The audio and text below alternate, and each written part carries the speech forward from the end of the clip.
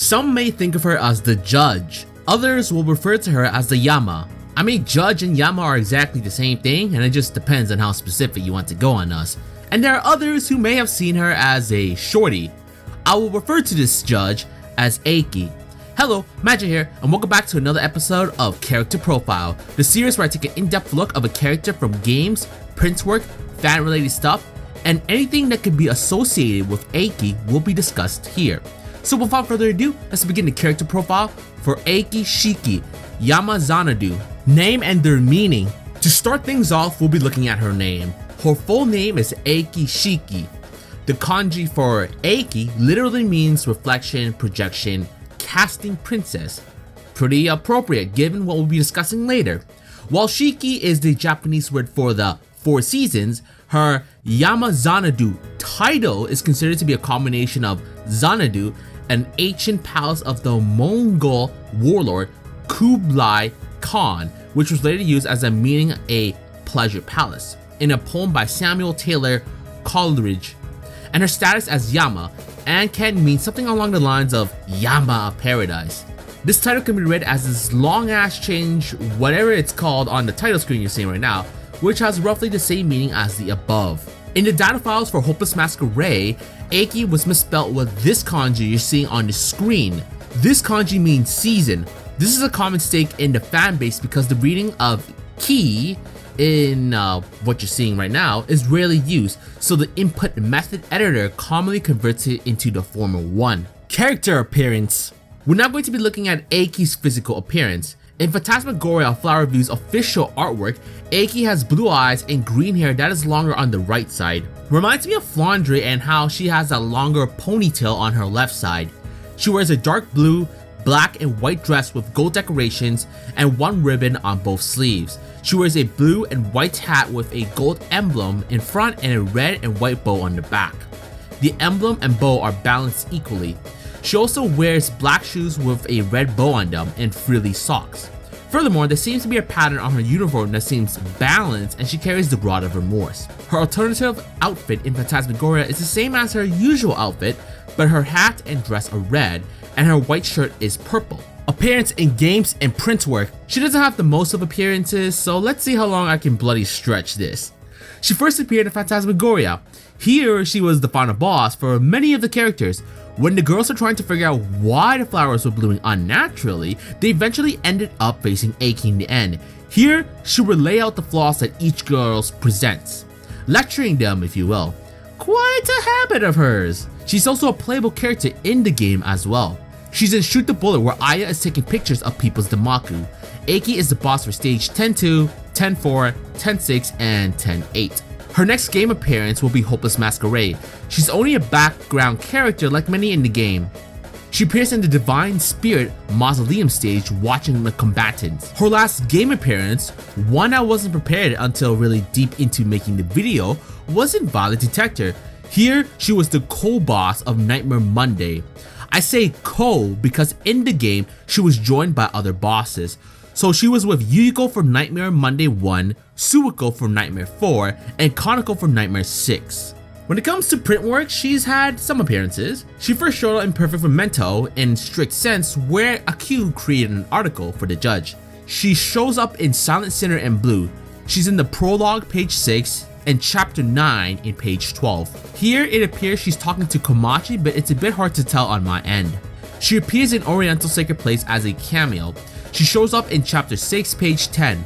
Here Komachi sees a Jesus statue and comments on how if they get enough believers, they can gain power and become gods just like Eiki did, something we'll discuss once more.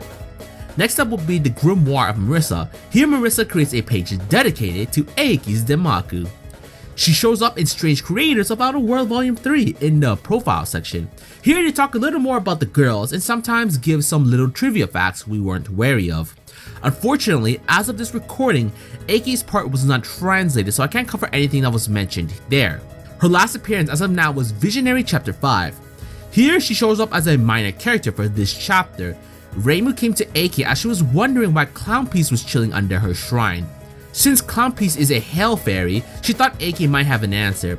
Eiki's not entirely sure about the matter with Clownpiece, but she is familiar with Hekichia and states that she's one of the organization's leader. Personality. Now Eiki's personality is pretty straightforward, not tricky like some other characters in the series. She takes her work very seriously. An example of it is during Phantasmagoria. She tells Yuka to scare humans like a regular yokai and tells Reimu to exterminate yokai more. Both of these cases can be simplified to do your damn job, and it shows she does not discriminate yokai and human. While I'm sure Reimu is down to blast some motherfuckers, when it comes to her other shrine duties, you know she's slacking real hard there. Eiki sounds like your typical manager at any job, honestly. She also has no problem lecturing / bitching at people, either her own subordinate like Komachi or anyone who she comes across, and let's just say that's a lot in Phantasmagoria. She does have a good heart in place though, as she does her lecturing so the people can improve themselves, so a decent gal I must say. At least she's not robbing you during Christmas, that's for sure. Occupation / jobs. This section is going to be much smoother than previous characters since her shtick is about jobs, which makes my job easier. Eiki is a Yama who belongs to the Ministry of Right and Wrong, located at Hell. I'll discuss what a Yama is later on. As a Yama for Gensokyo, she judges the people there whether they go to heaven, hell, the netherworld, or get reincarnated. Anyway, although there are many Yamas, Eiki is the one in charge of Gensokyo. She, like the other Yamas, hold the cleansed crystal mirror that lets them look into a person's past, learn anything they want to know about him / her, and then use that knowledge to make their judgments. Eiki does have work breaks, but even during these, she doesn't pass up chances to lecture people in the hope that they will change for the better, and so they won't have to be sent to hell. Lectures for days. For people with particularly bad karma, she will go directly to that person to warn them, sometimes by exaggerating the punishment they will receive. It's implied that yokai tend to avoid her because of this habit. Yeah, getting your ear talked the fuck out would be rather annoying to deal with. Eiki was not always the Yamaxanadu. I mentioned it during the appearance section in Oriental, so quick recap of that. Jesus statue, get enough faith to gain divine powers and you can become a god. GG, well played. General information / backstory. In this section we'll cover what a Yama is since that's pretty core to Eiki's character. The Yama, also called Enma in Japan, is a Buddhist equivalent of the Hindu god of the same name. This is the judge of the deceased that decides who goes where after death. According to Buddhism, there are 10 Yamas for each hell. Wait! Back the fuck up. 10 hells? I thought there was one. To be fair, Touhou makes it confusing for me since we have hell and the netherworld, but still. What the fuck? Someone wanna explain that shit to me in the comments? Anyway, Yamas can look into the past deeds of any person, and it is said that no one can pass through their sermons without being scolded. Huh, a crossover between Buddhism and Hindu. I was not prepared for that. Titles. So Eiki has 3 titles to cover. Her first one is Supreme Judge of Paradise. The next one is Helpful Lecture. The best part is that there was another word before the 2 that was crossed out. It was nagging, so combining nagging it will be Nagging Helpful Lecture. Really appropriate. The last one is Supreme Judge of Hell. A Supreme Nagger, more like it. Possessions, if any. It's been a while since we had this section, so it's nice to be back. Now there's 2 important items when it comes to Eiki or the Yamas in general. The first of which is called the Rod of Remorse. If you look at any official artwork, you'll see Eiki wielding a rod. That's the Rod of Remorse, always in Eiki's possession. It can be said to be a rod or a piece of wood. Upon writing the charges on this rod, the weight of the rod changes according to the weight of the sins, and the number of times to beat the sinner is also decided, after which Eiki proceeds to do the beating. That's some abusive shit right there, correct me if I'm wrong. This is one of the necessary items for use by Yama for punishment. As explained in Perfect Memento, she carries this rod with her everywhere. In the past, each rod was used for one person and thrown away after its usage was finished. However, for the sake of the environment, it seems they've been changed to use new material that can be erased and reused. Hey man, gotta protect the environment and all that good shit. The next item in her list is called the Cleansed Crystal Mirror. This is also an item meant for Yama to perform judgment. When the sinner is reflected in the mirror, it reflects all the sinner's past deeds, though it is tiring to use. I can only imagine that if the person is a real douche, the more they have to reveal, which makes it more annoying to use. But that's just my speculation. It is a dreadful tool for which privacy is even less than worthless, but perhaps because it does not show up in Eiki's sprite, it has a tendency to be forgotten. It can be said that the mirror of the Yama can change shape as they please, but Eiki's mirror takes the form of a hand mirror. It can even turn these deeds against the person in question. as shown in Shoot the Bullet when Eiki uses the spell card Judgment, Cleansed Crystal Judgment, Aya Shamimaru to pit Aya against herself. The Aya Shamimaru subscript in the card's name suggests that she can create other versions of this card for use against other characters. Although we see this being used, we don't entirely know if this duplication ability is a normal function or it's simply a Gensokyo thing given the whole spell card rules. Ability/powers. Her ability, I won't lie, it's really similar to the item she possesses as they deal with the ability to judge things. Her ability is establishing as clear good and evil, or black and white. This is as literally stated. With this power, in order to hand down judgments, the charges that have been established once as clear good and evil cannot, no matter what measures the judged person takes, be overturned. The reason why Yukari isn't good at dealing with Eiki is probably not just because she dislikes preaching, but also because the Yukari that loves chaos and disorder can be said to dislike things to be established as clear, good, and evil. Yeah! Yukari never likes anything to be simple.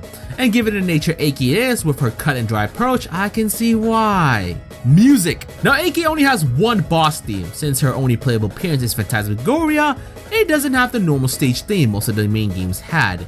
To be fair, the versus game mechanics isn't exactly normal either.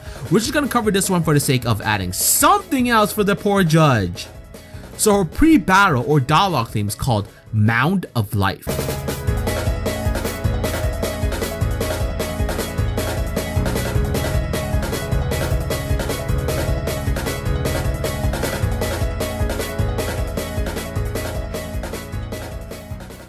Now her boss theme is called Judgment in the 60th Year, Fate of 60 Years.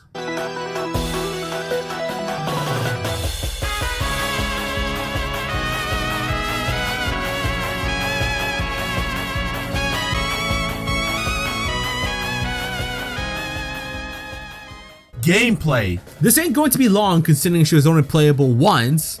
Anyway, when it comes to Eiki's stats in the game, it's pretty good. Her speed is really good, only slower than Marissa by 1 star, which isn't bad considering Marissa has always been considered the speed character of the cast. The charge speed is decent too at a 3 star. Her scope style is an instant large circle. Her focus speed isn't that fast at a 2, but you can't always win it all. Her scope speed makes up for that low stats considering it's at a 6, which I believe is the highest star you can have. Her special ability is that spirits only emit 1 red bullet. In Phantasmagoria, there are 4 spell card level and an extra attack.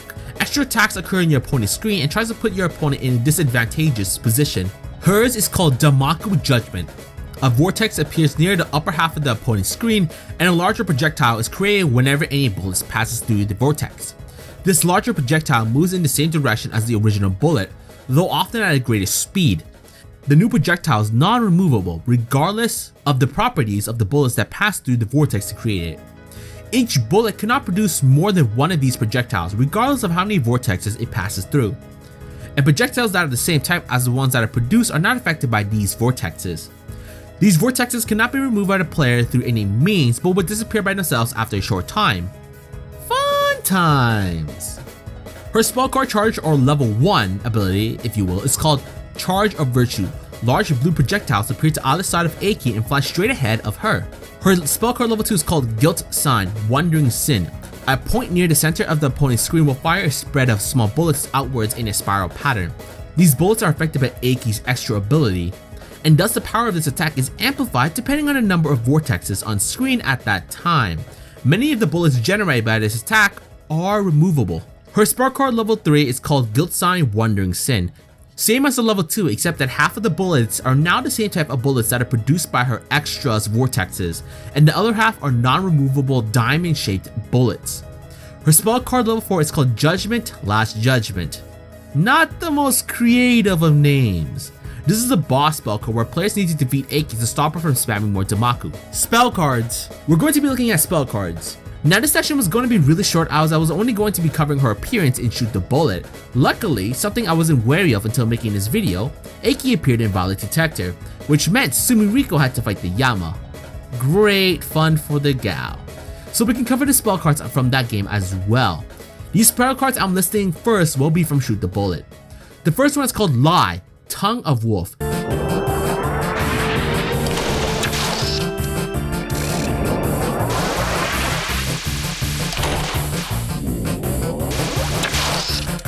Here's the comment Aya has for this spell card. It seems that liars meet a terrible fate when they die. The tongue is pulled off, roasted and dipped it in salt, pepper, and lemon juice. Tasty? I guess? I don't know, I've never tried human tongue before. The second one is called Judgment, Trial of the 10 Kings.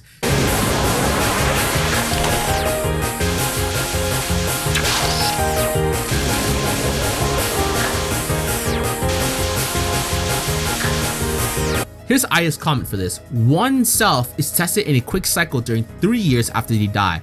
Honestly, I don't know which one is the Yama, but it makes for a really interesting article. The third one is called Judgment, Guilty or Not Guilty.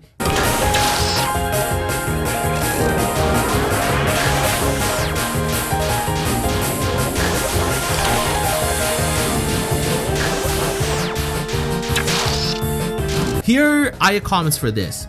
When I asked if there was such a thing as a false accusation, she thought and answered yes. In other words, leave no room for scandal. That's never fun to be accused falsely. The last spell card in the game is called Judgment, Cleanse Crystal Judgment, Aya Shamimaru.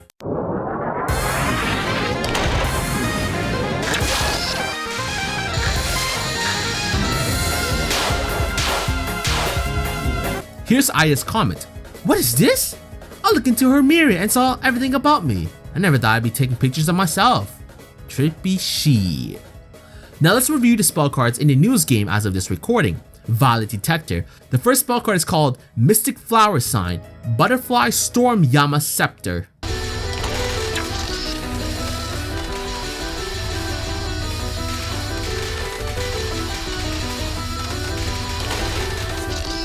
This one is a combination of Eiki and Yuyuko. Here's Sumiriko's comments. Let's see, this one is, oh my gosh, the Yama herself? Dang, the Kitsokyo Chronicle really does have an article on everything. I did not realize until making this video, but you gotta fight 2 bosses later on in Violet. Now that's busted. The second spell card is called Wind Flower Sign, Misaguchi-sama's Right and Wrong.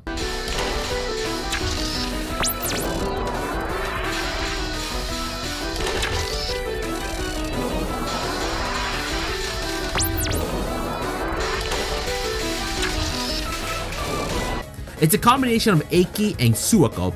Here's Sumiriko's comment. Bullets that smash through the beautifully arranged Damako as they proceed? Might be a really good metaphor for court proceedings, huh? That's one way to look at it. The final spell card is Wind Flower Sign, Onabashiri's Trial.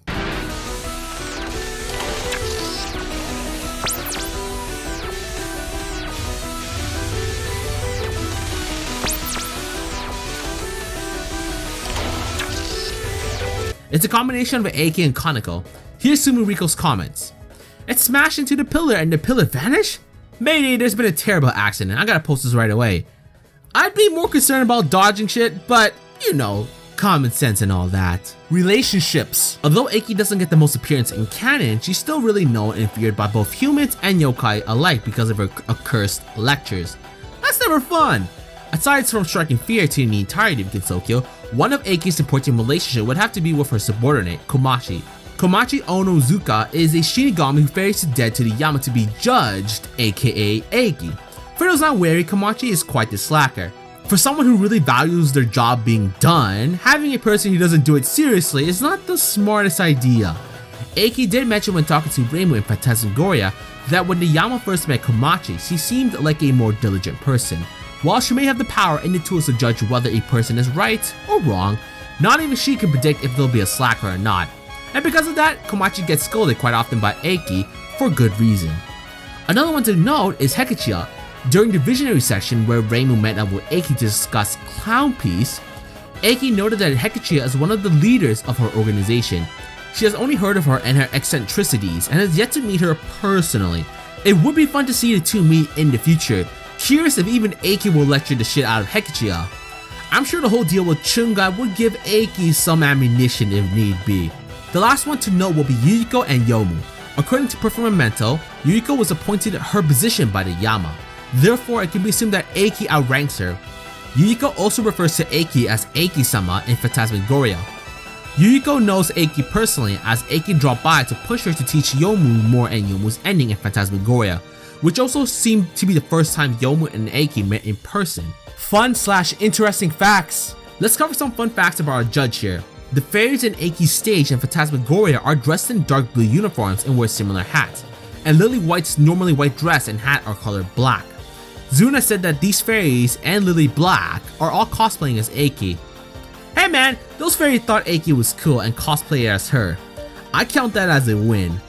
In Shoot the Bullet during Eiki's spell card, the background is called The Last Judgment by Michelangelo. I'll try to give you the best shot of it, but since it's activated during spell card, it's not the easiest thing to show you. And it's not from our nunchucking turtle, mind you. Based on our conversations with the cast of Phantasmagoria, she is seen as a compassionate individual, wanting the gals to improve so when they die, the judgments turn out well. Now Kan Eiki flies out the window once Komachi comes into play. Through her conversations with Komachi, they seem quite harsh. Despite all the scolding, however, Komachi remains a slacker. To be fair, when you gotta deal with someone who's not doing the job every single day, that shit can get annoying real fast. Then on stuff, the part where shit gets real. And holy damn, there's actually a lot to talk about here. Hell, her section actually rivals that of popular characters like Yukari and Yuriko. Let's begin. Occasionally, in some fanworks, her title is shortened and interpreted as Yamada. Yamada is a very common Japanese family name, the Japanese equivalent of being called, for example, Smith in English or Perez in Spanish. Because his name is consistent of simply kanji, both are the most basic kanji when the grade schoolers start to learn, with bland meanings. Literally, it means mountain rice field. So using it to a considerably noble character like her sounds quite phony in Japanese. I guess I don't speak Japanese, so I'll take his word for it. Though Yamaxanadu is her title, it is often mistaken for her last name. This can result in jokes making fun of the excessively length of her name. No shit! I seriously thought this was her last name for the longest time. It wasn't until researching for this video that I learned it wasn't her last name. Every day's a school day. Many fans call her Eiki-sama using the honorific title, and also Iki-sama or whatever is shown on the screen right now, the more casual version of it. Fair enough, I'll just stick with Eiki. Either way, better than Yamaxanadu. Many Japanese Touhou fans tend to mistype her first name, Eiki, as this version right now, as to what you're seeing right now, which is the incorrect version. It doesn't help that it's also pronounced like Eiki, kind of like Sean, as there's the S-E-A-N version and the S-H-A-W-N variant. This is also because the reading of ki in whatever is shown right now is rarely used, so the input method editor commonly converts it to the latter one. This was also the case in Hopeless Masquerade. Eiki is a usual choice in fanworks where the plot requires a judge for obvious reason. The Aya Attorney series was a good example of that. In fanart, she is sometimes depicted as a short or even a baby compared to Komachi, but she's actually in the height range of Komachi when she's seen in the ending of Phantasmagoria's Flower View. Man, so many MMDs with Eiki had her as short that I just assumed that she was a midget. This is why you gotta be careful of fan-created content and not judge it as canon. She is also very often depicted as an elementary school in many of the fan works, which could be due to her drawings in Perfect Memento and the Grimoire Marissa. Yeah, I looked at that and I'm like, are you guys doing this on purpose or what? A possible reason behind Loliyama is to artificially create extra contrast with Komachi and play up the breast envy angle, or maybe it has something to do with Bleach's Rangiku Matsumoto and her short boss. Sure, why the hell not, I guess. As an extension of this, fanworks often depict her as aggressive against other people with larger breasts to the point of even arbitrarily sending them to hell out of envy. And you thought Parsi was one jealous motherfucker. You ain't seen nothing yet. Some fan artists portray Eiki as being envious of Komachi's bust size in particular, though sending Komachi to hell usually isn't an option. Yeah, sending a Shinigami to hell doesn't exactly sound like a punishment. It's quite common for fan artists to draw Eiki with magnificent legs, and she is highly popular with devotees of Zittai Ryu Iki, or Absolute Territory, a fashion involving short skirts and thigh-high stockings that leave only a highly specific measurable section of a girl's bare thighs visible between the top of the stockings and the skirt. Canonically, her fashion is to wear very short frilly socks, leaving her legs mostly bare skin. I could have sworn we talked about this before. I think it was for Nue in the Interesting Touhou Facts, but I could be wrong. Because of her job and Komachi's attitude, she's usually seen striking Komachi with the rod of remorse for being a slacker. However, amusingly enough, fans have also speculated this could be just a tsundere attitude towards her Shinigami. I'm going with the former, and to be fair, if I was in Eiki's position, I'd do the same. Probably worse if I had to pay the bitch. A lot of fanworks portray Eiki as a bit of a short-tempered grouch who will sentence people to hell for any arbitrary reason, but this conflicts with her personality in Phantasmagoria, where she's stern but patient and is constantly smiling even when having to reveal someone's shortcomings. In fact, she spends a lot of time lecturing people on their shortcomings and the sins for the sole purpose of getting them to repent before they have to be judged. In her opinion, hell does not exist to punish sinners, hell exists to ensure that no one sins. Like I said, fandom does crazy shit.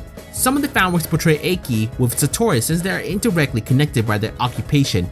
Eiki belongs to the Ministry of Right and Wrong, which used to govern the former hell, where now Satori is taking its role. And also because they have the ability / item to read people's minds. I never looked at it like that before. Good to know.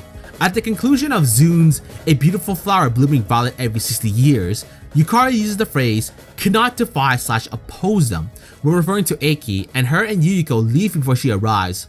While most explanation for this centers around Eiki being hard to deal with and annoying along with being the judge of Gensokyo, some fans have interpreted this to mean that Eiki would not be able to be defeated by them. I'm going to be biased and just say it was mainly about dealing with a lecturing judge rather than her power. But hey, if Eiki was actually that powerful, I'd love to see her in action. Get on it, Zune. Pairings. This section is pairings, but there's only one. This one you're not fucking surprised one bit. Eiki and Komachi, or Koma Eiki. In this case, it's Eiki who's serious and Komachi who's the flaky servant. It practically sounds like their canon counterpart, but with love mixed into it. The phrase Koma Eiki wa ware ga higen, Koma Eiki is my higen, is commonly used to declare support for this pairing. To note, higen means one's dearest wish.